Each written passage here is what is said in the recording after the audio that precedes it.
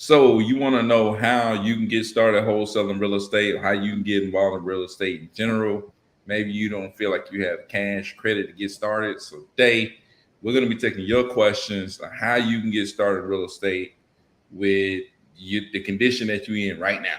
So, uh, and really in real estate, there's a lot of different ways you can add value, which allows you to get involved in real estate. So we're going to be discussing that today here with my guy Cordero, um, the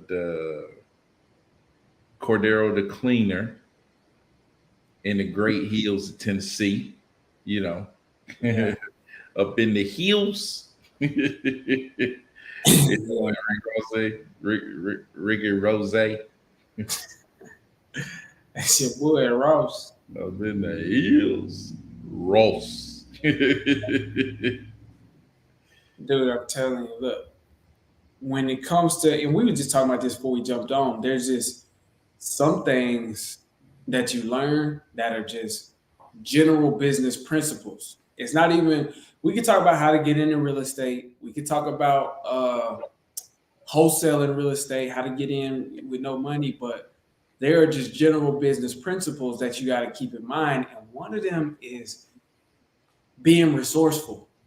And as an entrepreneur, as the head of your company, as a CEO, as the main visionary, you got to be able to use the resources that you have available to you at any given moment to be able to prepare you to that next level, to the next level, to the next level. Obviously, your resources grow as you level up, and your income grow as you level up. So it's just like now at this level, like Byron got started with in the beginning, it was his hustle, his grind. And we'll talk about what it takes in the intro. But now Byron got access to capital and funding.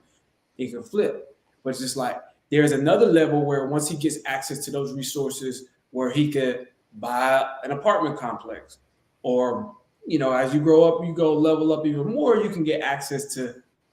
Uh-oh. You can't hear either one of us. You can't. Oh, dang. Dang. What's You can hear me though, Byron.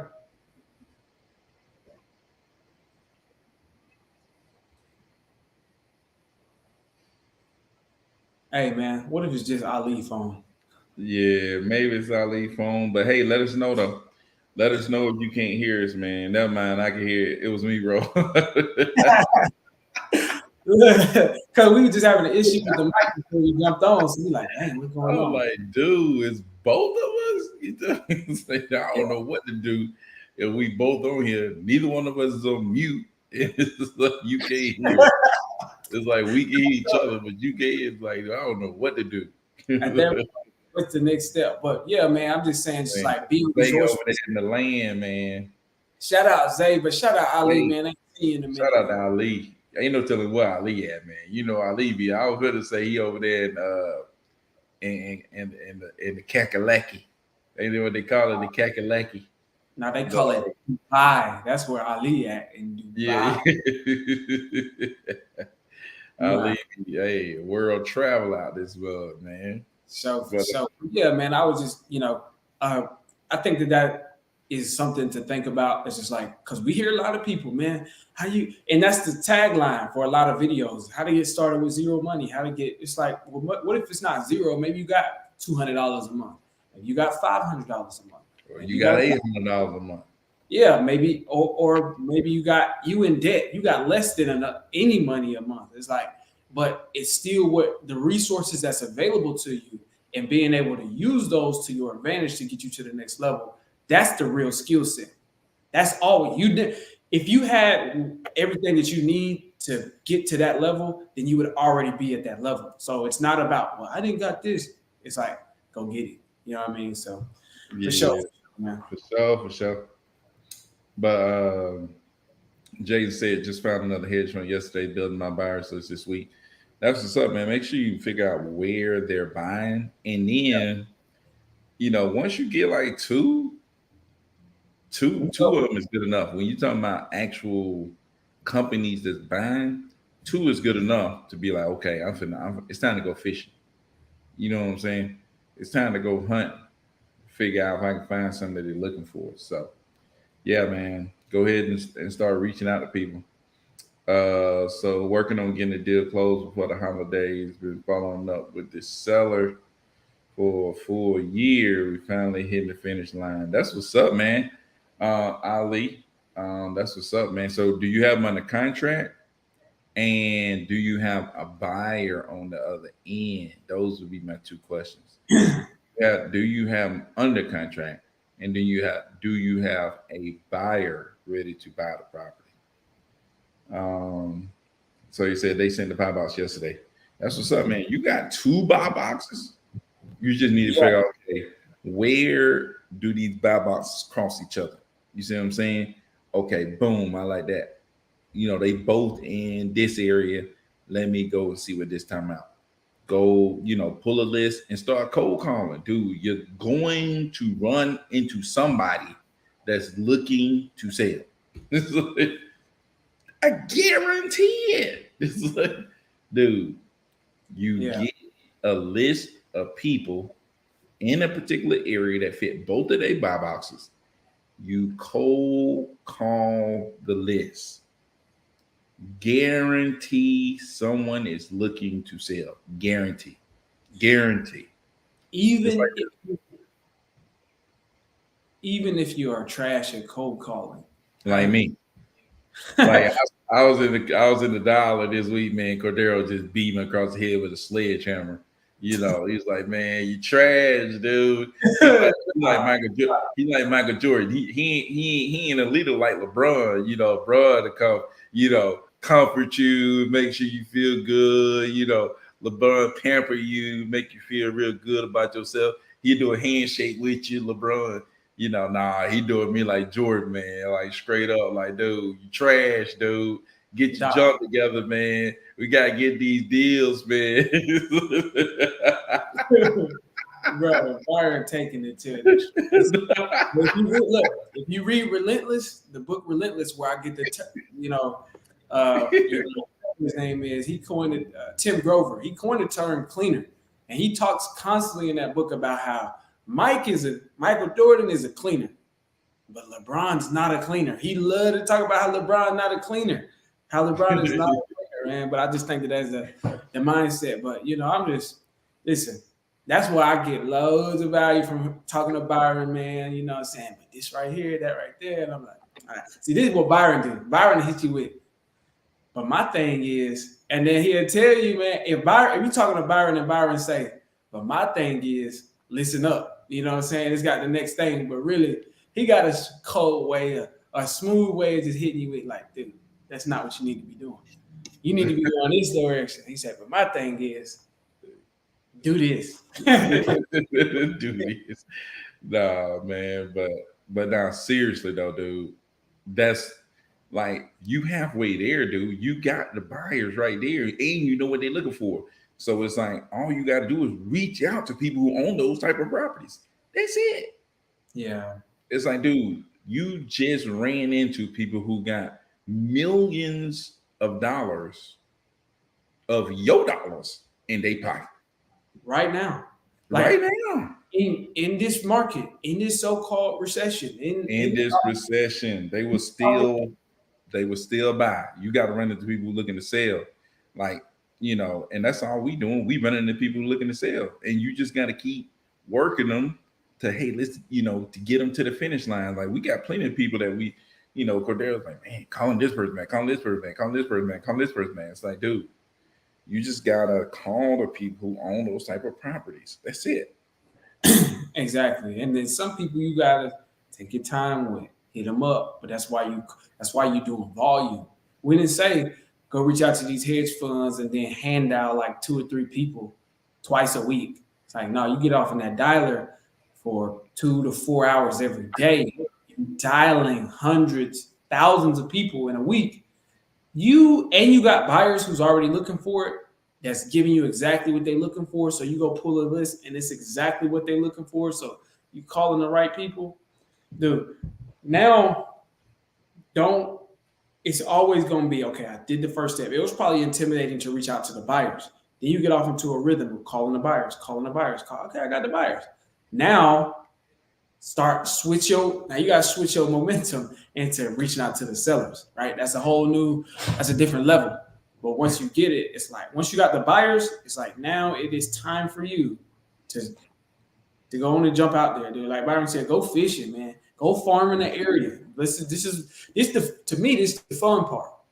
Is when you get to hit these buyers up and get cussed out a lot. I would say, if you could spend 4 hours in the dollar a day, you're gonna run into probably like 2 leads a day. Well, you better run into 2 leads a day.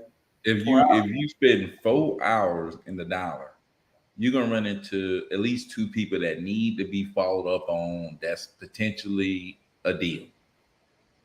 You're gonna, and if you do that every day, like 5 days a week, Yeah. 2 people, that's 10. 10 turn to 20, 20 turn to 30. It's like you just keep following up, following. Dude, you're going to get a deal. You know what I'm saying? And we talking about cold calling. You talking about getting a dollar. How much is the dollar? How much is the software gonna cost you, Cordero? Monetarily, it's gonna cost you $200 a month, and I'm overshooting it by about $20 to $30, $40, right? So really about like 170 to 180, but that's getting the software, that's getting enough phone numbers, that's getting everything you need to go ahead and start dialing. So let's say $200 a month, but come on, dude, how many pieces you got to deliver to get $200 a month? Sell the TV. Dude, that's to get $200. I mean, shoot. No, seriously though, how many pieces? Like, I used to calculate the pieces like that for sure. So you deliver 20 pieces, you in the game. Like you're gonna average at least $10 a tip. I mean, $10 a delivery. Dude. You know, yeah. If you deliver 20 pieces, you got $200. So 2 days, easy. That's a weekend. That's one weekend. Take one weekend. Deliver some pieces, and put it out. You got your market. Yeah, you want to spread it out. You probably go ask them, hey, look, man, I'm looking for some part-time work. I work every Saturday for y'all. This time and that Saturday, every Sunday for y'all. From, evening to the close. Every Sunday, I'll be here. Go to Domino's, go to Papa John's, go to Pizza Hut. Any pizza asking that, somebody gonna take you up. What's that place? Romans? Go to one of them Romans. Dude, they really be looking for part-time drivers. Dude, I'm telling you, man. But what we saying is, that's using your resources. I got 9 to 5 course, 2 Byron, very comprehensive. Yeah, and much gratitude for sure, Jay. But look, what we saying is using your resources available to you. We're not saying, oh, you ain't got the money. How did I get started with $0? Yeah, I mean, you could go handwrite letters. But if you got a car, you driving to go hoop. You driving to go to your homie house to play 2K. You driving across the street to go to your girlfriend's house to, girl, let me tell you about what I did at work today. Work was crazy. It's like doing that anyway. You could driving to go to, go grab something to eat. It's like you just got to make, those are the sacrifices. Sometimes, a lot of times in life, it's not about what you do. It's about what you don't do and what you say no to that's going to define you as a person and your outcomes. So when you say, I'm going to stop doing this, or I'm going to stop watching TV, I'm going to sell the TV so I can't even watch it. I'm going to sell the TV to get the money to pull a list. You can take $300. You can get 10,000 people from kind skip tracing. And so you could sell your TV and get 10,000 leads or prospects to start cold calling, right? And so not only have you've changed it to this, but you don't even have the access to watch TV no more. You cut out your Netflix subscription. Boom. Yep. Boom. Money back in your pocket. Stop eating out. Boom. So what you say no back in your pocket is going to like really define you. And then you at the house cold calling. So you're not driving, wasting gas money, trying to go, what y'all doing? Let me come over and chill with y'all. It's like, you got to start saying no to things to say yes to your new self. So that's a part of utilizing your resources, is realizing that time and just your attention and what you pay attention to and give your attention to is such a valuable resource that, especially in the beginning. I'm talking about especially as you get higher up, you might got time to sit back and watch the football game or something because you got more. You got some people under you. You got some people helping you. You got momentum, right? But in the beginning, you have to get so laser focused with everything that you're doing. You don't have the luxury of watching TV, so go on and sell it. And it don't It's matter if people on think the you bike crazy. ride. You know, you ride a bike, you used to be on that mug, you be swinging side to side, trying to Exactly. get it go. Hey, when you trying to take off on that bike, you be side to side, it just You be got lead side to side, trying me off in that mug. hey, but once you get that thing rolling though, you coast. You take Then one you hand post it, off, you you skating up take on two hands off out that mug. You see that? Hey, it, that back, man just slow skating down up. the road. Yeah. Hey man, I forgot all about that. But you got mug, focusing all Hey. your energy. You not thinking, let me get the bike going and what Hey, I'm gonna Jigga, standing up on it, pushing all your weight down on that mug. Stand up, pushing all your weight down on that mug. exactly. But when like Byron said, when you got it going, that's when you got the luxury of just like, man, take Sit, you gonna sit on the thing. You go, hey, man, you yeah. better take your hands off. Like, hey, I'm riding with no hands out this mug. Exactly. And then it don't take a lot to steer it. You can just lean in one direction and you going Yeah. in that way or that way. But this was like, man, you gotta really get it going. Hey, so Jugga don't even hit the brakes. Hey, Jugga just be turned, don't even hardly hit the brakes. Just lean, just do it, get ready to go again. Telling you, man. Same thing. I always use the analogy like the same thing with the swing. When you use the swing, it's like you digging off into it, getting all your energy going in one direction, all your energy going in the other direction, but all your energy is focused. That's the point. And that's the power of understanding how to use your resources and implement what you learn is getting all your energy narrowly focused in this direction. That's not going to last forever. So, you'll get it back. You'll get the TV back. You'll get the shoes back. You'll get whatever you gave up. The time, you'll get more time. And at But the end of it, you probably don't even want it back, to be honest with you. I It's mean, like, man, there's I a lot of sold stuff. all my J's. I sold all my J's. I hadn't bought any since. I could have bought all my J's back. Yeah. I could have bought all my J's. I bought all these J's. I sold them all. Yeah. And I could have went and bought them back. I didn't even think to go buy any J's. I kept a pair because it was like, man, let me keep a pair, man. I'm gonna be there and regret it selling them all. So I kept a pair. It was like I forgot I even had it. I forgot I had the J's. They were Yeah. sitting in the closet. They still sitting up. They sitting up in there. I ain't put them on. I still got them. It's like, man, it's like, Because you go ahead. change. Yeah, because you change, man. But You like think it's like you're thinking. people that yeah, it's like you think your circumstances and everything around you change. No, before any of that happens, you change. And you change your mind and say, dude, if I don't focus all my attention and make these sacrifices now, I'm gonna keep living that work on the weekends. I get my little 2 days off and act like that's freedom because I can be free on the weekends. That's not real freedom. For those of you who really want to do something and you watching this because you're like, man, how do I really make it to that next level? How do I tap in to the next level? I want to be the first one to do it in my family. Whatever it is, you got to sacrifice and you got to change. So it's more than just getting rid of the TV and saying, dang, I really wish I. You got to get to a mode where you don't want to do nothing but jump in the dialer. Like that's what you want to do because it's the discipline of doing it that you're like, dang, I really want to be that guy. And so you got to become the guy, and then you get the lifestyle to fit it, right? You got to become the top G before you get like the Bugatti in the $40,000. You know what I mean? You don't just get it. And honestly, if you got it and didn't become it, then it's just like you still got the wrong mentality, and you'll lose it just as quick, man.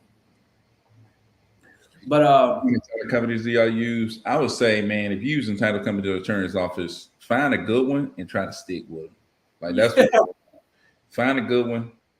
Just don't do them just because sometimes you do because it's like, okay, I'm just gonna go with the person I know because I really want to secure this deal. You know what I'm saying? But it's like find a good one and stick with them. You know what I'm saying? So yeah, but this is a two-part question. That's a good question, Bobby. He says, do you need one for each city you do business in? No. You Each really need state. one each state, but then I know some title companies they be licensed in multiple Yeah, states. yeah. So when So you find them, just ask them like, "Is this the only state y'all do business in, or are y'all like in the neighboring state or something like that? Can y'all help us out?" And so it just depends on that one, but really it's about the state. man, Rolex, ever since the Titans beat the Falcons, man, Rollins been coming through, man. man, he got I guess he motivation. said, man, if we get beat by the Titans, man, I might well stop you watching. He said, "You know what? I might as well stop putting my money on them boys. He got to get back." Yeah. Hey man, hey man, let me tap in, man. These Falcons ain't talking about Oh, that. I hate you. Hey, but seriously though, man, what's up, wholesale family? Wholesale family, man. We need a name, man. We gotta name our community. I was just thinking about that. Rolex brought it up though. Rolex be throwing some stuff out there. I'm like, man, y'all gotta shoot. What we gonna name? I don't know, man. Y'all come up with your own name. Rolex to be then came up with a name though. Um, It can't be the wholesale Falcons. name. Don't let it be the Falcons, man. Dude, catching nails will be the Falcons. But yeah, man, this dude, like we just mapped out exactly what you need to do to run this bit. You could eat. I'm talking about an easy way to make six figures wholesaling. What we just talked about. You know what I'm saying? We just talked about Jaden talking about connecting with these buyers and then going. He got their buy box. Now all you got to do is go to kind skip tracing, or go to kind skip tracing is probably the cheapest, and I would say the cheapest, and it's cheap and it's good because I was calling a list from kind skip and people picking up the phone. It's good. My stuff is good, It's dude. I good. know this. No, it's good. So go to kind skip, get you a list of $300, and make sure that you put in the notes that criteria that fits both all the buyers that you have, Jaden, and then make sure it's in an area that they both buy in. Get that list, go get your batch dollar, and upload them. Get you some numbers in there. First thing, you probably need to go join the Discord so you can make sure you messaging up in there to make sure you get your junk set up right, so that people are actually picking up the phone. Because if you don't do it right, you're gonna be having not enough numbers. You're gonna be not having your junk set up right, and you're Yeah. gonna be calling like, "Man, they said you're gonna be call people repeating like nobody answering the phone." It's like because you ain't set your junk up right. You know what I'm saying? So all you Yeah. gotta do is jump in the Discord, man. I think I could drop the link. I should be. I'm gonna drop the link up in here. Um, but man, jump in the Discord. Make sure your junk set up right, and you on you just set up a six-figure business.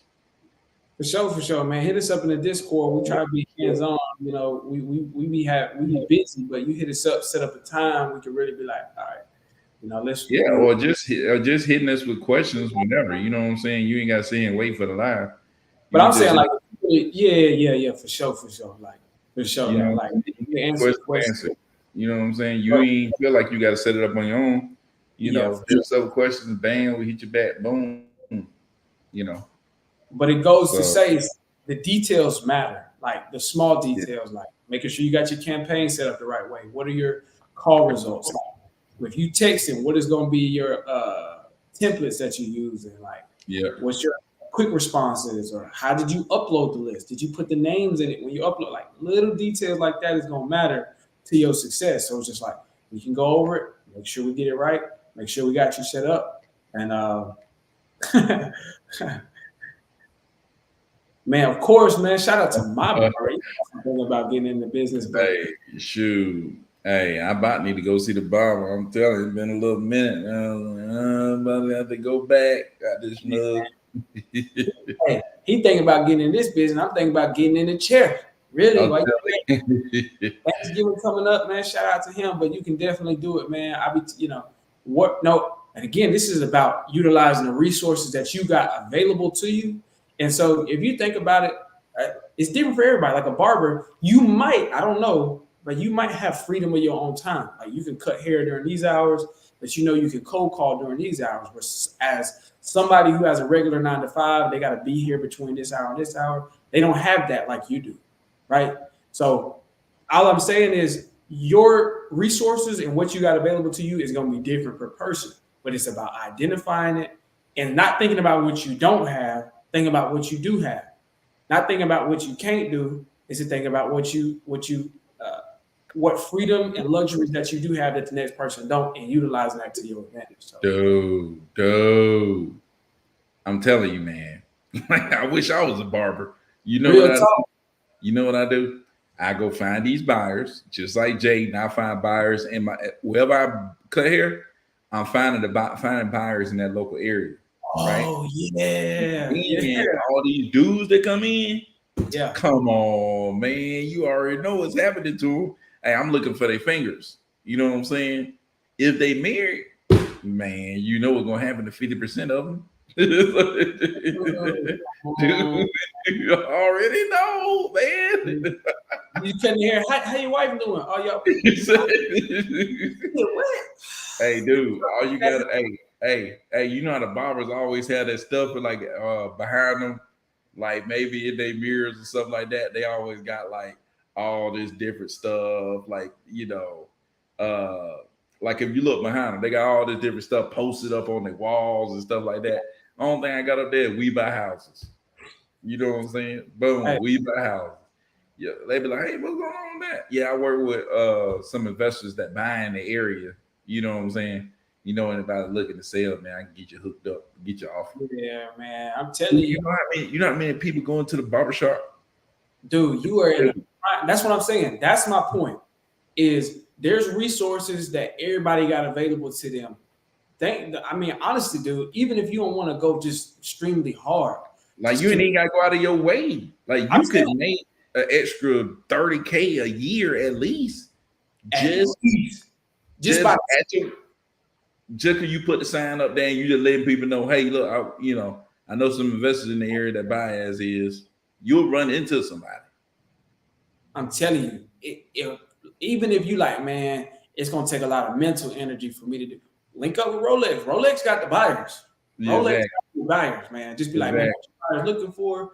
And y'all could create a partnership where you another stream of deal flow for Rolex, and Rolex get the deals off for you. And that's a win-win situation where you ain't gotta really like if you want to go hard in this direction, then go hard Rolex, in this direction. Rolex probably give you a sign, say we buy houses. I'm You telling just you, pull it up there. Hey, I know a guy. Let me I know know. if you looking to sell something. Boom. Telling you, dude, that's a because like Byron's saying, like you really think about it, and then like your follow up is scheduled for you. Like you hitting them up, man. What's up? What's going on with the house? Man, they come in get some jokers get a haircut every week. Some people every 2 weeks, 3 months, or whatever it is. But it's just like man, every time they come in, you reminding them. You know about houses, right? You don't know nobody. What happened to your Yeah. sister who had that house, man? What happened to that? It's like, You dude, know you be talking to people. Barbara sitting there and talk to you almost the whole darn time. that's how they do it. Or they talk to you, or they talk to somebody else. Hey man, Exactly. I'm trying to tell you, man, Mike, wait. It's like, dude, come on, man. Cut my hair. Come here, please, please. But dude, Man, dude. man, some of You y'all are got money sitting right there at your job. Right there at your job, got money all around you and don't even know it. Some of y'all got money right around your house. And I'm telling you, I was at my sister's house. I'm looking out the back door. It was a house right out the back door. It was a 100K deal. House right across on the side out the back door was like a 60K deal. She had $160,000 in her backyard. I'm talking yes. about these are two deals that I actually did. Like I Yeah. gave one of them away, but I did the other one. It's like, dude, deals in your backyard, man. Just Yeah. looking out the back door, deal. Yeah. It's I like, man, some of y'all just ain't even looking around, man. Now I always say, man, the opportunities are there, but it's about you being prepared. You not always. That's why they say how long till opportunity meets preparation. Like opportunity is gonna meet preparation, but you got to be prepared for it. It's like just in my life before I even knew what real estate was, I drove past plenty of deals. for example, people keep saying this joke. I think it's funny. Like people around, like they be like, "Man, I wish I would have knew about the. I wish I would have bought a house in 2008 instead of being in middle school." Because what they saying is ultimately the joke is Yeah. like, if I'd have knew things was gonna get this expensive now, I'd have bought a house in 2008. But they was only like 8 years old at the time, and Yeah. so, but the point, I think it makes a valid point in saying like there was all opportunity be there. It's just you not always prepared for it. And so Yeah. now you're in this position, you listening to us, you know about wholesaling, continue to build your understanding, but the opportunities are there, dude. So if you say I want to get into it, it's about now your eyes have opened to what you're trying to do. Now it's just about looking around and seeing how many opportunities are already right there. They already there. They already there. Yeah, for sure, for sure. So either one of you guys did any deals in Houston? I haven't. I don't know what Cordero has. It seems like everyone wholesaling here pretty competitive.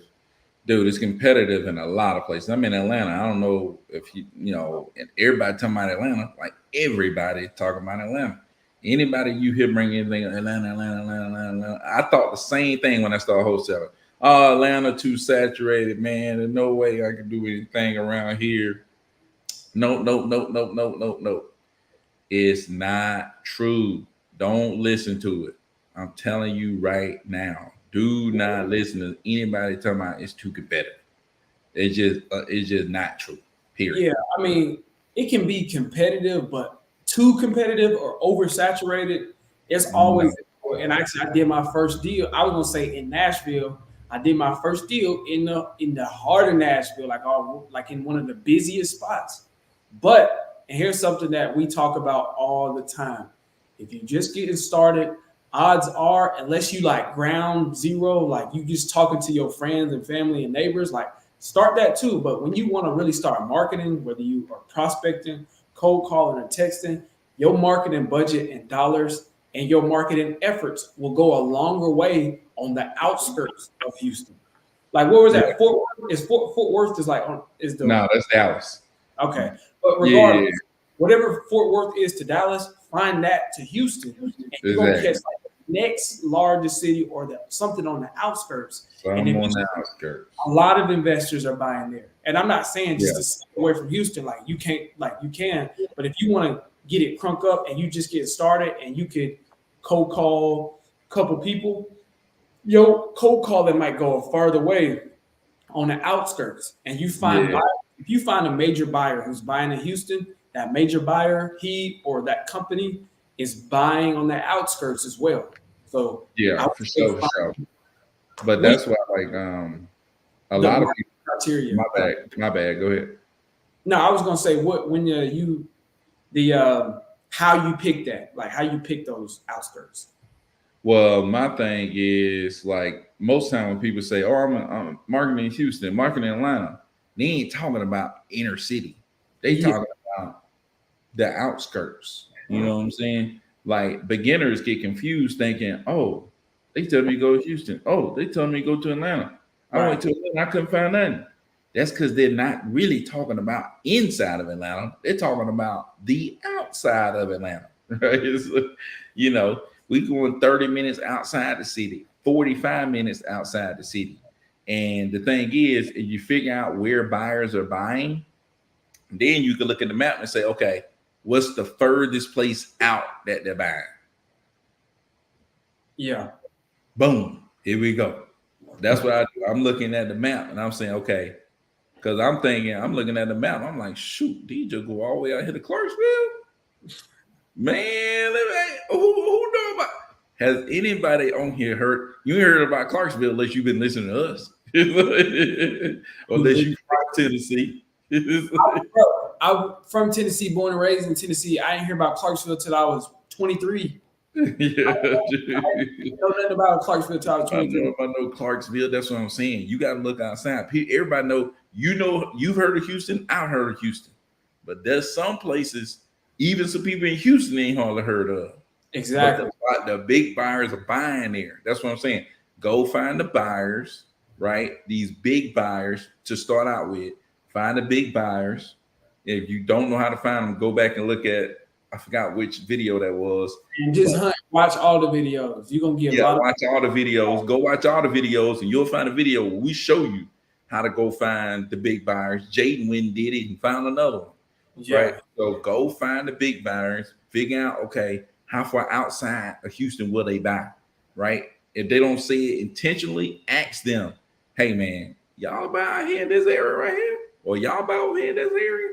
Figure out what they buying, and then boom, hit that area. Boom, boom. You're gonna get deals, deals, deals. I'm telling you, I do the same thing in Atlanta.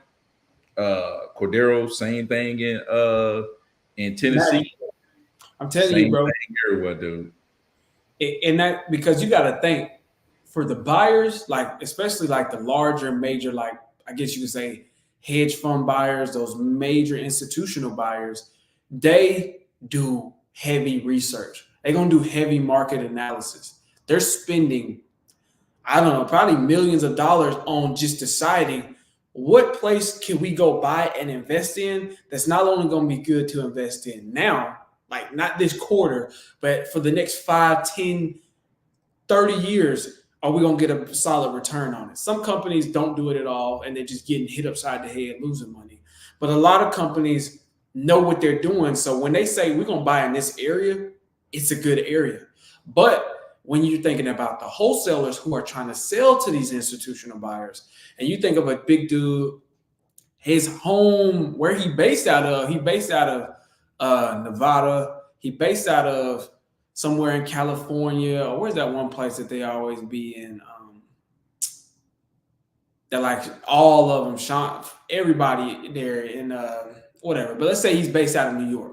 He got some bread because he in New York, so he got some New York bread. He's like, where can I go? His initial thought is if he want to expand to the south, I'm gonna go to Atlanta, Texas, and Nashville, and he's going to go there, and he got a lot of money behind him to do that. And so it's not impossible to find something, but they gonna spend big dollars in that area, and you only got $200 a month to spend in that area, versus they $20,000 a month to spend in that area. It's just like maybe you can go to a place that, again, we're talking about using your resources that you have available. You have knowledge that these bigger companies don't have. They got money, but you got knowledge and you got the power to execute. So go ahead and go in that direction, like on the outskirts. And that's just, I was giving you like the just the play. I was just setting up the play for you, kind of how like you could don't have to focus on the inner major cities, because most people are, especially the bigger dogs. As your resources get bigger, you can get closer and closer to the inside of that city, and then you can start marketing. Then you're gonna be competing with them, and Hey, then then you'll realize though when you start competing with them big dogs, like, hey, look, I done got my little muscle up. You know what I'm saying? I've been doing some push-ups now. You know what I'm saying? It's kind of like, you're getting beat up by your little brother, beat up by your big brother, beat up by your big brother. And then one day come around, you're like, hold on, you grab me like, hey, oh, hold on now. I remember one day I grabbed I was able to pick him up. Boom! I was like, oh my goodness, we in the trailer. So you know how you slam somebody in the trailer, what's gonna happen, Cordero? dude, that thing gonna fall over. Disintegrate. In the trailer, I slammed that jug of that thing, shaking. Mom and dad, everybody heard it. Everybody heard it. Dude, trailer shaking out there, bud. But dude, that was ever. Hey, I might be actually strong up in there. I made it to the next level. But seriously though, that's what happened though. You start doing deals on the outside. Next thing you know, you go in and you start. You know what I'm saying? You like, hey, I can compete now. You know what I'm saying? Because you done some reps. You just can't show up at the park. You ain't played no ball, and you think you're gonna go out here and be, the guy. It's like, dude, you got to get your practice in, man. You got to go put it in the reps. You know what I'm saying? You got to put up the jumpers. Yeah, man. It's what I was talking about. Like a lot of people like to skip steps, but you build your momentum how you build it. Don't think about, man, I want to put what am I going to do, like the finishing touches before you lay the foundation. And that's laying the foundation. It's like, that's why I tell people, if you're trying to get in shape, I wouldn't recommend going to the gym and doing bench press and trying to max out and do PRs just because you see that's what people who are already in shape doing. Do push-ups. If you ask me, I always say, man, start back with push-ups, pull-ups, compound movements that are body weight movements. You'd Yeah. be surprised how far you can go by doing perfect form push-ups.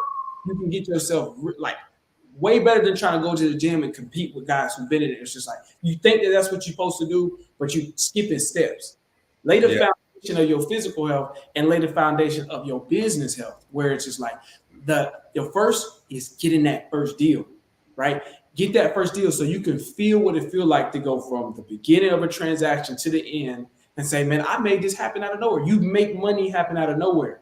That's a foundational like base that you standing on, like, man, I can really do that. And then now you're like, okay, let me try to do another deal.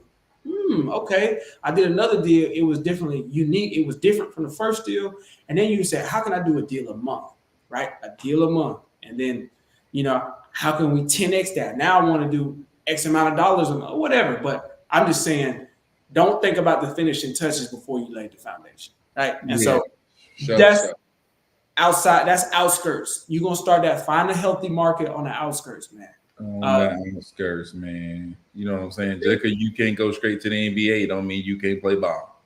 You know what I'm saying? For sure. What you talking, man? But Jay got a question right here. Have your buyers ever cared if you brought them a deal slightly about out their square footage requirements? For me, they looking for 1,100 square feet, but I'm asking in case I bring them something slightly bigger or smaller, depending. Listen, Yeah, it shouldn't just be just this particular square footage, period. It should be a range. You know what I'm saying? Usually they're not looking for anything smaller than 1,100 square feet. You know what I'm saying? But it should be a range. So make sure that you got the right, information. Like, hey, are y'all looking for this to this? Or y'all looking for only, under this or what? You know what I'm saying? It shouldn't be just 1,100 square feet and that's it. That's all we buying. So yeah, but even still, I think it's just like, dude, always trying. get started. Get Yeah. started. Like, before you start asking, well, what if I bring, because the what ifs before you get started, you could go literally forever. Jay, what if you buy them a property? What if they say they buy no smaller than 1,100 3.2s, but you buy them 1,100, give them 1,100 3.1, 3.1 and a half. They said they buy 3.2s, but it's the right square footage, but it's a half a bathroom shorter than what they have. It's like you could do that forever. We could literally spend hours. What if I did this? What if I did that? Get started. Start marketing to them. And maybe if they say, don't bring me nothing smaller than 1,100, and you say, hey, I got a deal that's 1,000 square feet sharp, but it's in a perfect location. Let them tell you. I mean, we can't tell you. They might be like, I'll look at it. Hold on, we might be interested in this because it is in a prime location. You know what I mean? It's just like I would say this with the institutional buyers, they don't take heavy consideration. It got to fit these details because we just got to do volume. But I'm saying get started and then bring it to them and let them tell you because you don't know until they tell you. So it's just like don't over scrutinize those tiny details. I can see if they said I want 1,100 no smaller, and you brought them a 700 square foot house. That's like very small, and that's like really not. It's like come on now. But even still, you don't know until you bring it to them. So just get started, and then all of those little details, you may have some insight on it that we don't have. Just go. Let's go.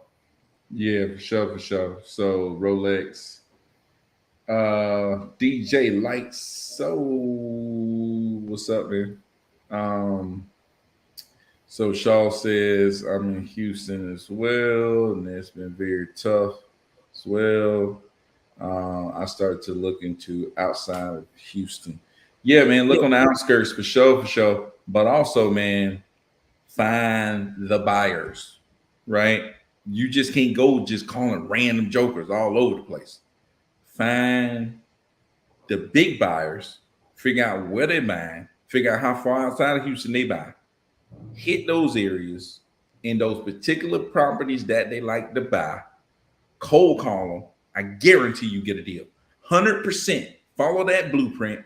I guarantee. Come back and tell me that just don't work. Dude, just no way. There's just no way. You just cannot tell me it doesn't work. Look, just because another person even mentioned this, shout out to Shaw, shout out to John, but look in a place on the outskirts that's got what 150 to 200,000. Look up counties. Probably can go from well, you may not have to go county because Harris County is like humongous. Like it's like Cook County in with Chicago. They just made everything inside the county. So Yeah. like if you're looking at cities, maybe anything from like 30 to 50,000, 60,000. You know what I'm saying? You're talking about a town, anywhere from around 30 to 60, but anywhere that they buy, you know what I'm saying? But you're looking between 30 to 60, somewhere like that. But anywhere that they buy on the outskirts, is there a military base there? Is there a college in that area? You know what I'm saying? That's the kind of stuff you look for. Are there schools in that area that people like? Is it very transient? Does an interstate run through that area? You know what I'm saying? Interstate run through that area, that means that people probably traveling back and forth in that area. And people traveling back and forth, people move back and forth. You know what I'm saying? So people be moving along that interstate, man, for sure. But yeah, man, I mean, dude, I guarantee follow that easy blueprint and you'll be doing deals. And honestly, I don't know how some of y'all think about it, and what are some of y'all's goals getting into it? It's like you want to do a deal, or are you thinking like, man, I'm trying to be on Grant Cardone levels. I'm trying to really like do this to take off. And first of all, that's something you need to ask yourself, and you need to be very clear on that before you get it, because just like any journey, or just any time you leave the house in general, if you don't establish where you're gonna go, you liable to waste a whole lot of gas and a whole lot of time, right? But if you know exactly where you're gonna go, you know where you need to turn at this light, go this direction, go this far, stop, turn right here. But if you don't know where you're gonna go, you just like you ever don't know what you want to eat, and you just like, I don't know. If you get in the car and try to figure it out, like, do I want Wendy's? I don't know. Do I want Taco Bell? I don't know. Do I want Chick-fil-A? Do I want Panera? What do I want? It's like, dude, you could waste a lot of time. So get crystal clear on that. But if you want to go big, maybe you just want to get your first deal. Either way, the major thing is just keep it simple. Keep it very simple. It's easy. It's very easy to overcomplicate this business. That's why I was saying to Jade, it's just like, what about if it's slightly smaller? Dude, keep it very simple. Just take what they told you and go to prop stream or kind skip tracing, go to kind and put that actual detail in there. Then you won't have to worry about bringing them a deal that don't fit their criteria, because you only pull the list with deals that fit the criteria. Now, yes, you pull the list, sometimes there will be a couple of outliers that some were a couple square feet off, but nonetheless, it's just like, dude, keep it simple. This is what they want. This is the list that I'm gonna pull. This is the list I'm gonna call. Dude, take massive action. That's the cure all. Like what I said, that's the cure all. You talking about what if you bring them a property that doesn't fit it? It won't be the fact that you brought them a property that don't fit their stuff. Yeah, that won't be your problem. The fact that you only got one property. Yeah. Dude, that won't be a problem. Never, that will not be a problem. It will be the fact that you're not bringing them enough. So if you think about little stuff like that, you're not thinking about just the sheer scale, the sheer volume that you like, the sheer force that you got to go. It's like when you get in a car, you're thinking about going as fast as you can somewhere. You're not thinking, what if I, what if I don't put my car in gear the right way? It's like, no, you're not thinking about that. It's like you're thinking about going, put it in drive and go. Like, you know what you got to do. So you're not thinking about those small details.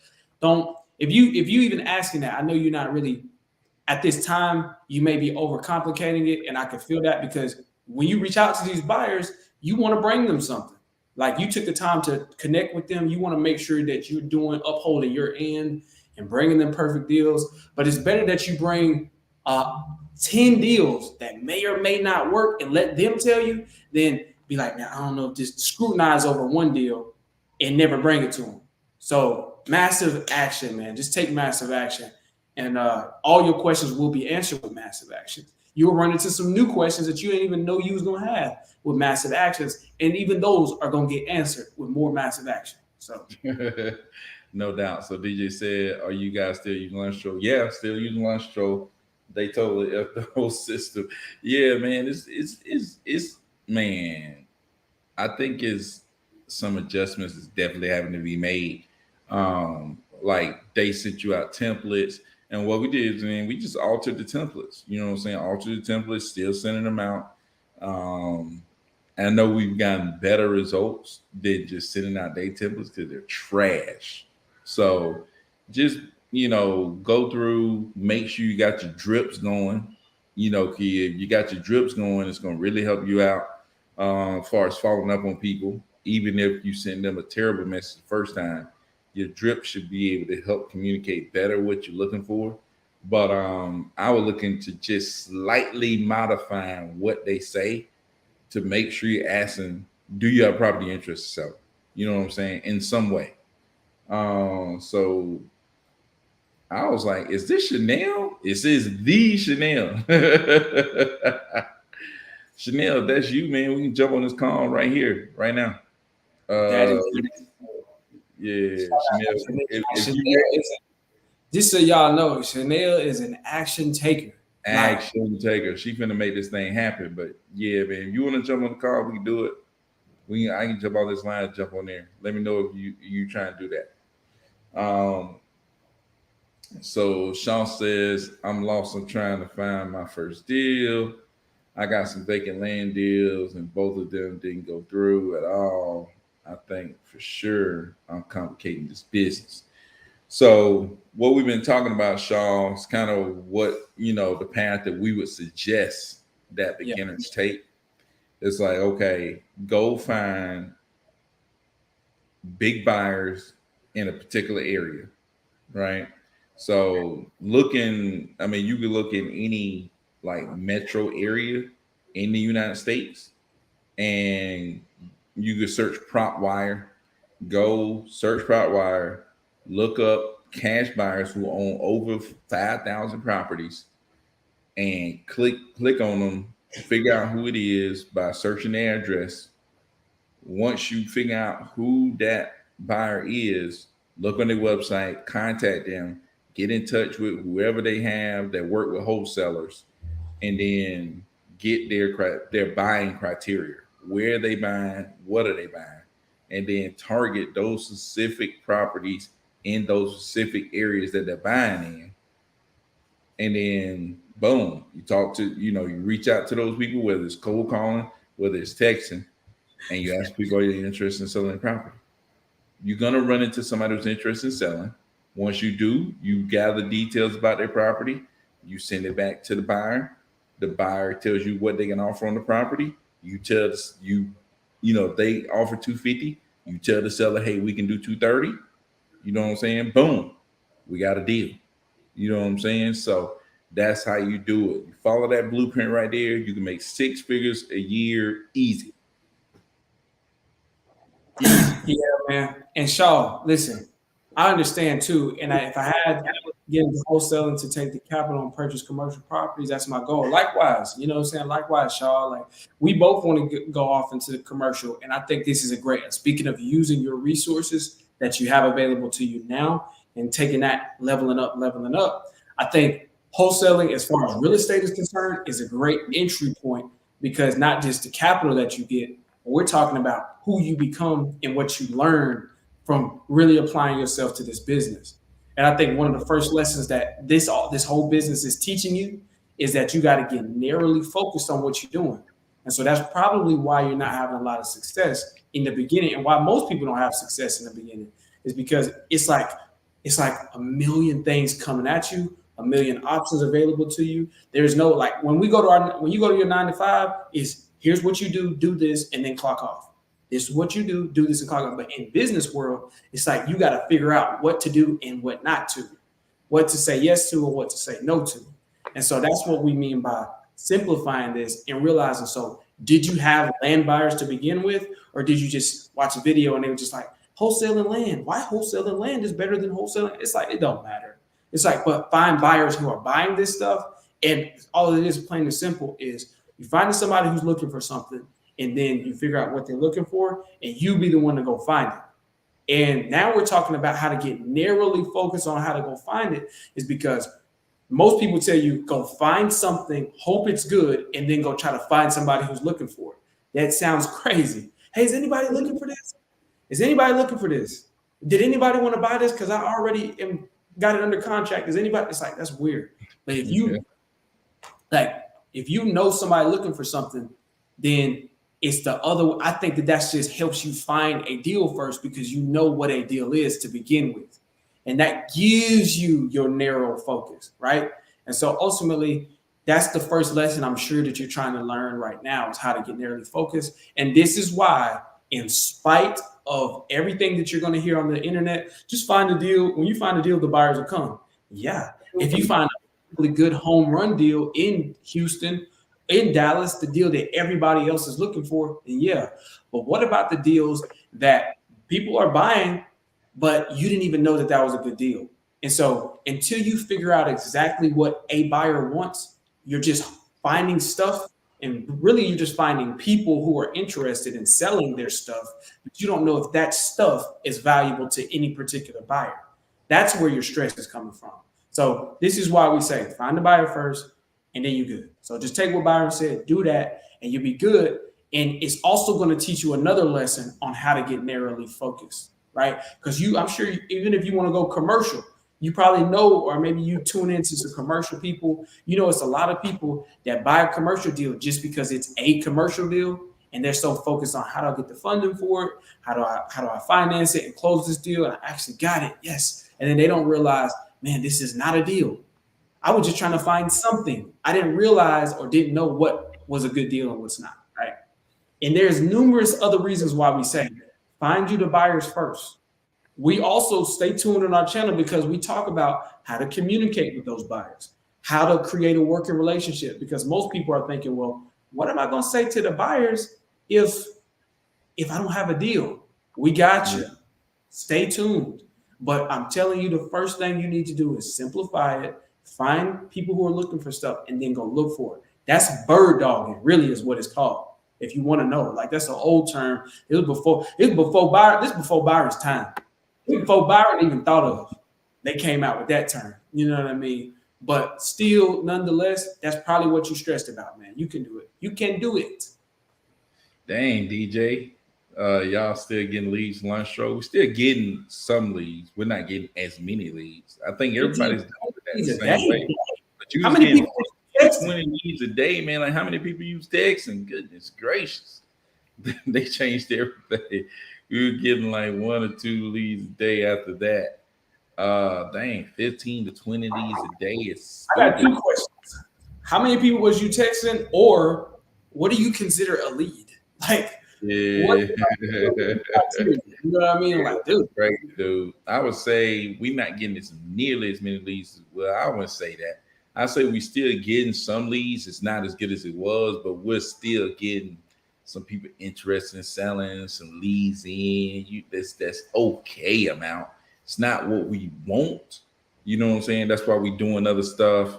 I really think cold calling is something that's never going to go anywhere. So that's definitely the direction we're looking into. I don't think we're getting nearly as what we want, but still getting leads now. You know what I'm saying? We're still getting people interested in selling some property, So say you tweak the templates but didn't see much improvement. Now, when you change the templates, man, you need to look at the response rate and the deliverability rate to make sure like which templates are getting better responses. Let me look at why these templates may be getting better responses.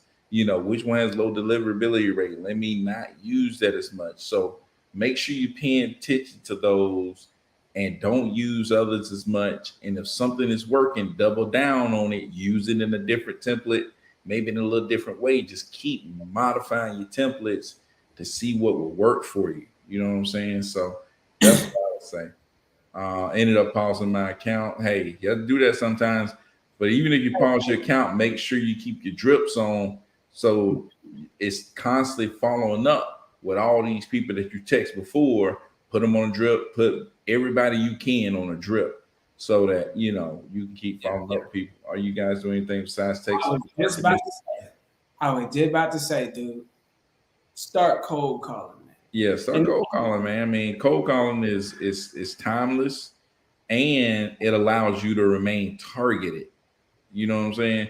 Now, if you one of the people that want to be targeted, like I love to be targeted, which means I like to talk to certain type of property owners that fit what buyers are looking for. You know what I'm saying? So like cold calling allows me to do that. So like that's what I want to do. You know, I'm not gonna. I don't want to stop texting. I want to keep texting, but I am going to cold call. You know what I'm saying? So yeah, um, man.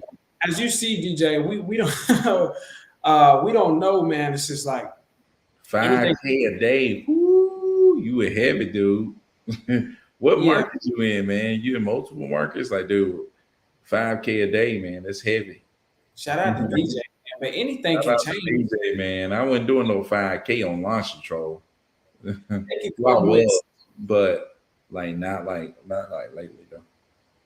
they could come with anything talking about like, oh, you got to change cold calling. Cold call is just like it's all Just about. And this is why I say it's about utilizing your resources because even as you level up, your resources could change. So it's not about what you have or don't have that makes it possible for you. It's about your ability to use what you have to get where you're going. And so if texting slow up, then get on the cold call. If cold call slow up, we're gonna hit back to text. If we gotta do mailers, we're gonna be doing mailers. If I gotta get my barber's license and start cutting hair, I'm gonna start cutting hair. You tell know, you. do what you got. But I like cold calling just because, well, just especially now in contrast to the way text messaging is going. It's like now you can control what you say and you can really improve on what you say just to help the customer's experience. And therefore, that'll help you. Hey, Every, hey, what you just said is way underrated. yeah, yeah, Customer experience, way underrated. Customer experience. yes, Never sir. heard, I have, that's the first time I ever heard that when it came to wholesaling. The You do. customer experience. It's No, like from the first words you say in cold calling, you creating that customer experience. yeah. And if you do craft it right, like Cordero like to mention, get your foot in the door. Right? He always talk about getting you just gotta get your foot in the door. The Get your first foot 10 in seconds of the call is gonna get you the next 30 seconds. Right? the door. And all of that is centered around like that's why we talk about, man, first these people are human beings. I know we like to look at them numbers and addresses on the screen and names and we just hit as many as we can, yada yada yada, and that's business. But at the end of the day, even the best businesses like Chick-fil-A can still provide customer experience. It's not one or the other. It's not either customer experience or good business. You can do both, and I'm like super big on being able to do that. And with uh, I ain't launch control or just if anybody telling you what you can and can't say and how you got to say it and how you gonna work your business, then from there, they're I want to say they're like stunning your company's ability to serve the customer in a way, to get a hold of the people and to really get pushed past the I'm getting hit by like 10 people a day. So how do you get to stand out if they're making everybody say the same thing, right? But that Yeah. person needs help. And so also too, customer experience helps when it comes to the intro all the way to the closed deal. Like we talking about how the first impression is going to set the tone for the whole way. For maybe you need to get a price reduction midway through, but that's the only way you can really help that person out. Or maybe you need to push the closing date back to benefit the buyer, but the seller needs. It's like in order to really get what you need, you got to make sure that you put in that experience first. That's just always been my thing. Uh, that's just always been a key point. So I think cold calling is a good way to do that. Yeah, no doubt, no doubt. Winston said he cold calling now. Eventually, we'll do PPC and mail.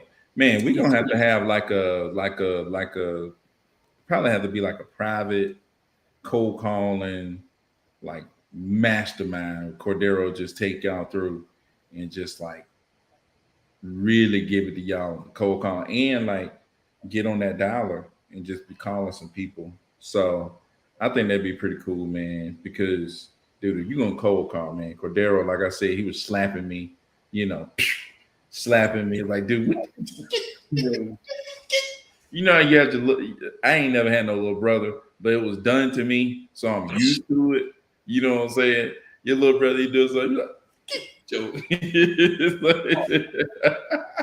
I ain't even doing that, dude. I thought I'd be like, cool. you know, how they cuff you. He cuffed you back in. He like cuff you, Ah, nah, if he cuts it, if he slap and roll off, but if he get all of the meat, the head meat, boy. dude. Yeah, hey, he cuffed me good. He cuffed me. Boom. He like, man, come on, man, dude. Tell him this. Hey, Nick. Dude, you gotta stop talking like this, man. You gotta. Okay, I do, you Like, know. but he gonna get you straight though. You know what I'm saying? You know, I'm still working. I'm still trying to get. I'm trying to be like Cordero, man. Because, like he said, the customer experience. Like I was cold. I used to cold call like at the beginning, but I was just calling, just talking to people. Like I'm just talking. You know what I'm saying? I ain't got no plan really. I'm just talking. You know, I'm just calling. Hey, you know, this is Burns with such and such. You got a property looking to sell. You know, I'm just talking. You know, Cordero actually got a plan. You know what I'm saying, to create a good customer experience, which makes a difference. Like to be able to ease into that door. It's like I got a lead, and it was like if I was as cold as Cordero, I could have got like I tried to stick my foot in the door, but like the wife came and slammed my foot in the door, and like you know, Yeah. I get take my leg out of that darn door. You know what I'm saying? But Cordero would have slid off up in that mug. Or, I mean, He would have sometimes it's turned his body. You know what I'm saying? He'd put that foot out there, and turn his body. He'd start talking, turn his body, and slid on up in that mug. You know what I'm saying? dude. I'm just saying, sometimes it's about knowing, like, they really don't want me in the house. So it's just like, hey, you know what? Fine. I ain't even trying to get off in the house, but this is what we got for you. If you want, you can come outside with me. I'm about to go to your neighbor's house. It's a good. So I get over How fear do of you cold calling. I don't like talking to people who are interested in selling their house, land. So I purchased VA's cold call for me. Is that a bad idea? I think it's a bad idea. But no? I'm gonna let the cold let me say my little piece before I let the cold call guru go off on you. Yeah. But dude, he about to It's not. but no, seriously though, Cordero's he's really good at cold calling. Like seriously, like he legit, no doubt. You know what I'm saying? Even some of these dudes out here talking about cold calling, they ain't on this level. But nah, man, I would say that you really need to get over your fear because it's like a couple of things that help me, or not to help me because I had no choice. I was like, I'm doing this. You know what I'm saying? But a couple of things I've heard that would help. It's like, dude, first of all, that person on the other side of the phone may need your help. You know what I'm saying? These are just regular people. Like they actually may need you. Like the people that you're looking for need you. You know what I'm saying? So Yeah. I don't think nothing about it. It's like you're looking for the people who need you. You know what I'm saying? That need your service. You know, and then when you come to it from an angle of, hey, I want to serve people, it changes the whole game. You know what I'm saying? The fact that you're looking to provide a service, it changes the whole game. You know what I'm saying? Because now you know you thinking about serving others. You're not thinking about, oh, I'm me. I'm. You thinking about, okay, how can I serve others? Like, what can I do to serve others? Like, I'm looking to serve others, and that's gonna help your thing. Then the last thing is you can't get other people to do something that you don't know how to do. It's like, how you gonna get somebody to do something when you don't know how to do it? How you gonna know they're doing it right? How you gonna know they're gonna do it the way you want them to do it? Like, how do you know they're doing it in a way that's gonna be productive Yeah. when you don't even know how to do it? It's like you got to know how to do it. It's like my best leaders in my business started in the mailroom. You know what I'm saying? I tell Cordero, it's like my best VAs that run my businesses, they started they started cold calling. You know what I'm saying? They started cold calling for me.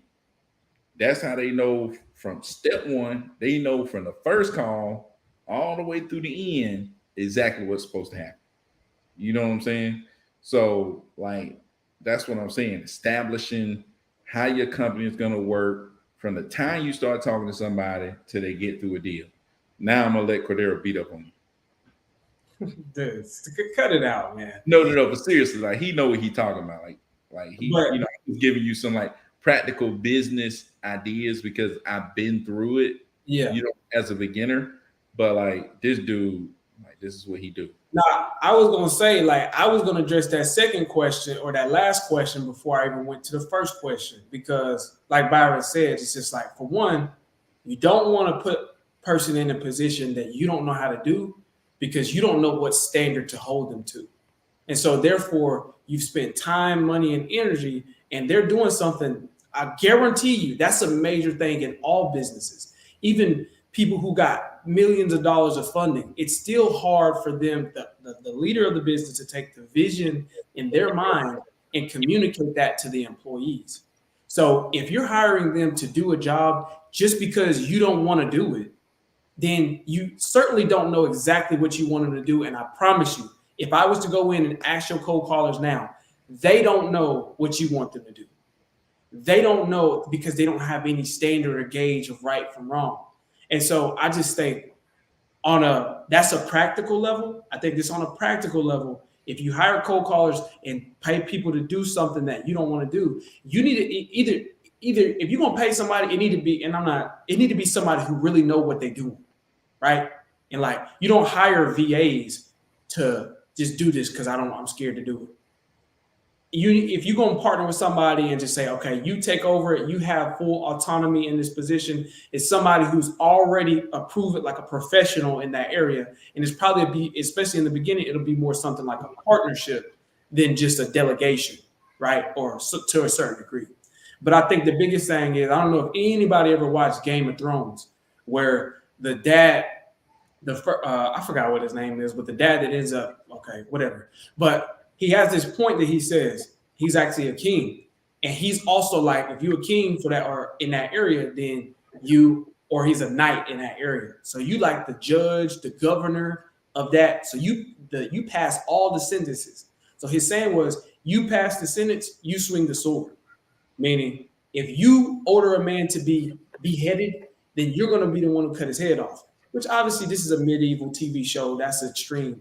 But the point is, if you're the one who does it, then it's less likely that you sit back and say, "Oh, behead him," because now you got to think really what you're asking somebody else to do for you, right? You got to really get in tune with the end resolve and end result of just saying, "Go do this," and then you can't get mad at them. It's like, we got 10 men here that need to be beheaded, and you ain't did it yet. Why you ain't done it? If you knew what it was like to cut people's head off, maybe you would reconsider what you asked, right?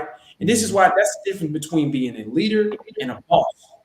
Just do this, do that, and being a true leader is just like you're really just working at the front of it, not at the back of it, telling people, you know what I mean?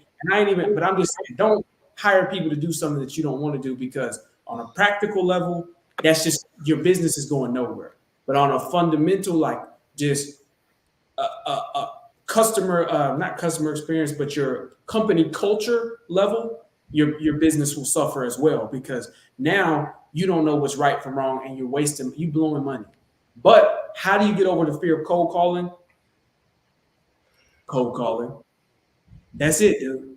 But I think what Byron said was another good point. It's just understanding that you are helping people, or trying to wrap your mind around, like, you're actually reaching out to people to help them. But it's ultimately, what is the true fear? Is it the fear of cold calling, or is it simply the fear of rejection? Like, you're afraid that you're going to get rejected, or that somebody's going to say something to you that diminishes your confidence and your charisma in doing this, because it takes so much strength to stand up. But here's the thing. This is why we say it's you who changes before the rest of the world. What you don't realize is, by going through that rejection and realizing it's not that bad, or spending time getting rejected, rejection after rejection after no after rejection after not interested. Don't call me. F you. Sick of you people calling me. And then once you get stronger and stronger, just like when I first got into it, that stuff, I didn't like that. That stuff, it hurt. I'm gonna be real. It hurt my feelings. These people don't even know me, and they got the confidence to try to tarnish my character. They talk bad to me. They were disrespectful. And as time goes on, I just said I'm going to stick with it and stay in it. And now I'm talking about I'm the cold call cleaner. It's like I didn't even think about it. I just was committed to staying in it. Not that I was just like, man, I'm naturally good at. I'm just the man when it comes to talking to people, man. Just like let me talk to people. Nah, it wasn't that. It was just simply about staying with it because I had the end goal in mind. I wanted to get good at this business. And so if you really want to do this, it's not about preventing yourself from going through the fire. Go through the fire. Go through that because it shapes you and molds you. What they say, pressure busts a pipe or pressure make diamonds. One of the two. So you got to embrace that pressure of being in the dialer and getting that rejection. But I'm telling you, once you do that and you learn consistency. It's the immeasurable values that you can't really get from just hiring somebody to do something you don't want to do. It's about putting yourself in a position. You learn the discipline. You learn the consistency. You learn the discipline of consistency. You learn how to get thicker skin. You understand really what frustrates a seller. Now, when I cold call and people are just mad or angry, now it's not even just about, dang, that person was just mad. Now I can say, that's why I know how to get my foot in the door because I can hear what they're saying. I can hear what's frustrating. Like sometimes they frustrated because they don't want to sell their house. Who are you? And then I can hear sometimes they just having a bad day. That's different. And sometimes it's me. You know, I usually say it's me most of the time. But my point is, I never would have learned any of that if I just tried to hire somebody to do it for me. Right. And that then helps me when it comes to lead follow-up. That helps me when it comes to acquisition calls. I worked in sales for years and I was garbage at it. It wasn't until I did this and I put myself in that dialer and I said 4 hours a day, rain, sleet, or snow. 4 hours a day, and that's that on that. 4 hours a day, I'm getting that dialer. Don't matter. And so it's not even the fear of cold calling because courage isn't, oh, he was not afraid. Courage is, I'm afraid, but I did it anyway. You know what I'm saying? And for some people, it might not even be cold calling. Some people it's calling the buyers.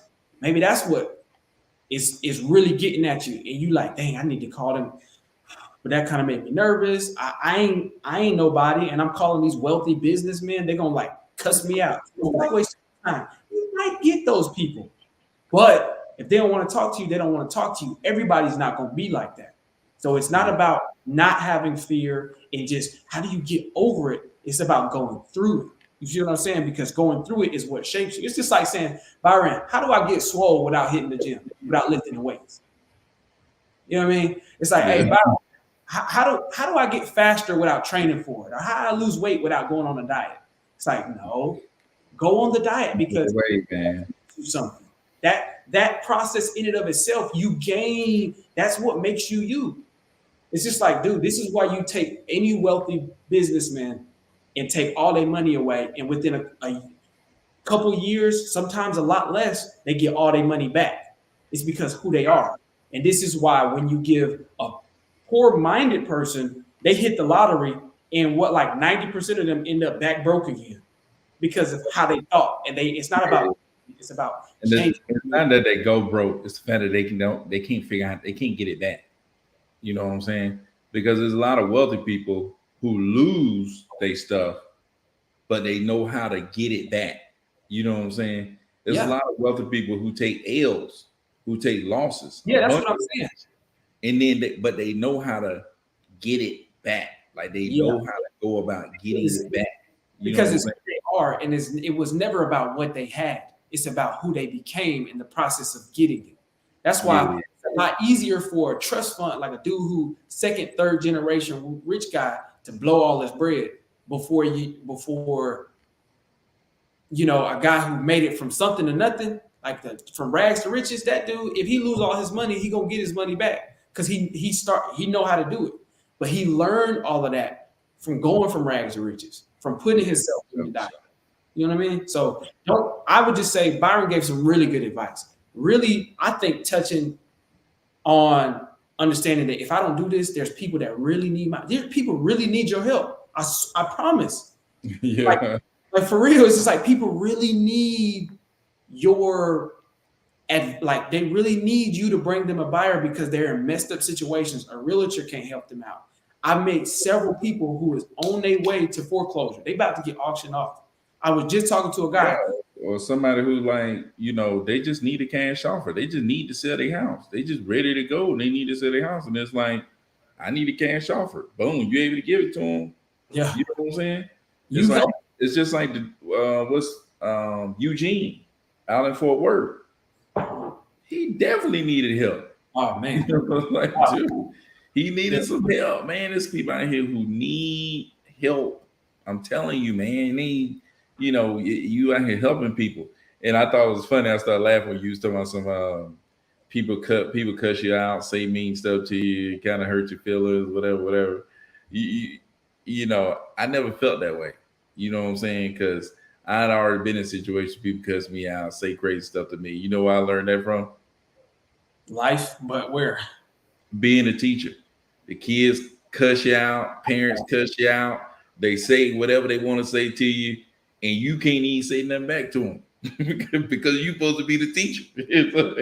Kid cuss you out, throw their stuff down, act the fool, act like they want to run up on you. And then Square you, up on me and hey, all of you this. gotta sit there. Hey, but that last year though, I had to let them know when I had resigned out this mug. I said, hey, look, I don't care that much about this job now.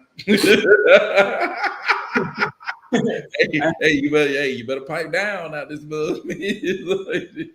Like This your job body. don't mean nothing to me. I'm telling you, man, and I think I might have learned it from. Yeah, you know what? Now that you mentioned, it, I think I working face to face sales. I worked at T-Mobile and Verizon. I remember I was in New Hampshire. This lady came in. Somebody had sold my coworker had sold her a tablet, and he was at work that day. The next day, and it was just me and him. She came back in that next day. He was with a customer. She walked up to me through the cabinet, the tablet on the counter. I don't want this. I had just started. It was like my second week there. I was like, okay, let me see. I don't really know how to process. She just started going off. And y'all know better than this. I'm like, yeah, I understand. And I said, ma'am, I'm sorry. You can't call everybody ma'am. This was that I lived in New Hampshire. I called her ma'am. Ma'am, do I look old to you? Beep, beep. Oh, you work for Verizon because I don't work over the phones and I worked in the store. Let me know which one it is, y'all. But this was when I worked at Verizon. She cussed me out. Beep, beep, beep. You. I'm like, because I called you, ma'am. Do I look old? Called me everything in the book. And I'm like, and then she talking about, I'm gonna bring my husband up here. He gonna do this. And I'm like, all because I said, ma'am, I wasn't continuing arguing with her. I'm just like, what? And then and then I'm like, your husband? You talking about the dude you brought up here? Man, don't bring him up here. I'm gonna put him in one of these phone cases. If you bring dude up he gonna get put in the phone case. Don't bring him up here. But I don't know. Maybe it was that. But like I said, I wasn't just even going through all of that. I wasn't just so thick skinned about it. Like it's still like, Yeah, man, I done had some people just like totally. But I think what helped me was I got the bigger picture and I had the end goal in mind. So I was just like, I yeah, go through this because I got the bigger picture, and therefore the small nuances. That's just what comes with it, and I'm finding out as I go. But I don't want you like get narrowly focused on what you want to do in the end with all of this, and that should help pull you along. But just go through it, man. You got it. yeah, for sure, for sure. Appreciate the hard love though. Yeah, no doubt, man. Man, I really wasn't even trying to be that hard. And shout out to Chanel, man. Thank you. Chanel go, Chanel said Cordero go hard. I'm rethinking my whole life now. Dude. Hey, Chanel know about them parents and them kids be ready to act a fool up in there. Hey, or maybe they all good up there in the D, Then they talk to everybody with respect. They respect everybody up there in the D. But but anyway, so both of y'all gave some fire advice. Thanks for the love. Hey, no doubt, man. Talking from experience, Yeah. what we've been through, really thinking about myself, like talking to me. You know what I'm saying? Just talking about what I've been through. I needed that, no doubt, man. It's Yeah, fear man. of rejection for me. Yeah, a lot of times fear of rejection, man. But it's like take a deep breath, slow down, and just like I said, you're just trying to provide a service. If it's not for them, it's not for them. Move on to the next call. You know what I'm saying? So he worked for Verizon. He worked in the store, Cordero. Oh, dude, man, you gotta have, man. Guess what? I was garbage. Scared. You know what? I never offered sales because I didn't know how to work the POS and the paperwork. And I don't know if y'all know, people. Folks, first of all, folks at Verizon, they not making Chick-fil-A money. They making real money. It be cats making. I knew a dude. He was making over 100,000 a year working in sales in Verizon. But if you mistype one of the phones, these phones could be $1,000, $1,500. You know what I mean? And if you type that up and miss it, they taking that out your paycheck. So I used to be so scared that they was gonna hit me with that because they hit me with that once before. And so I wouldn't even offer somebody. I was so scared to mess up the paperwork, I wouldn't even try to sell people because I was afraid to have to do the paperwork. It's like I was thinking small. I wasn't thinking bigger picture. Like if I got the problem ain't mistyping the paperwork. The problem was I wasn't selling enough. If I'd have just bigger and 10x, but I know that now. But even still, you can get a lot of sales experience from working there. But I didn't. I was garbage. I'm just gonna let you know. And it wasn't until I attached myself to something I really cared about that made sense. So, you will have to learn one way or the other. Are you? Let me know this. You one of the top dudes, or you one of the? You just hit your quota every month just to stay afloat. I mean, I was that guy. I'm curious. I mean, you ain't gotta. You ain't gonna embarrass me. You like, man, I'm that guy here. I'm that guy. I was trash. Yeah, I work with the corporate store. Been there for 6 years now, man. Oh, dude, Shaw, cut it out. Shaw, you there for 6 years? Cut it out. And see, the corporate store is slightly different. I usually worked at the franchise stores. The franchise stores just kind of can be like Wild Wild West. What people don't realize, not all Verizon stores you walk into or T-Mobile are the same. Created evil. Yeah, they're not. Some of them are franchise, like, bro, we working at a franchise store. You got a little bit power. Like, how you get buy a new phone, they transfer your data over, right? Whatever. It's just like we would charge people. We call that the setup fee, right? But at one Verizon store I worked at, you could put whatever you wanted on your setup fee. Like you could tell a customer from the beginning, you could be like, all right, and you get that new iPhone, and out the door it's gonna be $300 today, and you can get that new iPhone, and only $3 extra a month on your bill. They're like, what? Okay, yeah, cool. I'll pay $300 today. They're thinking about paying something, but what they don't realize is they could have really got the phone for $20 that day, but we could be charging them $150 setup fee and putting a case and a tablet, or excuse me, putting a case and a brand new charger already on their bill. Before, like we're not putting it on there, we just quoting them on that. And then they like, I don't want that charger. We're like, okay, fine, you don't got to buy the charger. So now you're walking out of here with $200, but it's still we charged them $150 just to transfer their data over. Yeah. And I really couldn't give. That's why I was garbage at it too, because I didn't believe in that type of stuff. I just feel like that's wrong. I feel like you're robbing people, and so that was another reason why it's just like I can't really push myself. I don't believe in this. I don't believe it. I'm the type of dude. I get a phone. I'm keeping that phone until that phone explodes in my hand or something like that. I'm not upgrading every year, so it's hard for me to talk people into upgrading every year.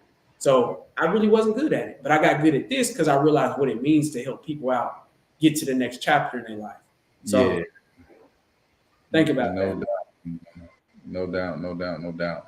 But shoot, man, we've been on this thing for an hour and 30 minutes, man. We trying to make up for lost time.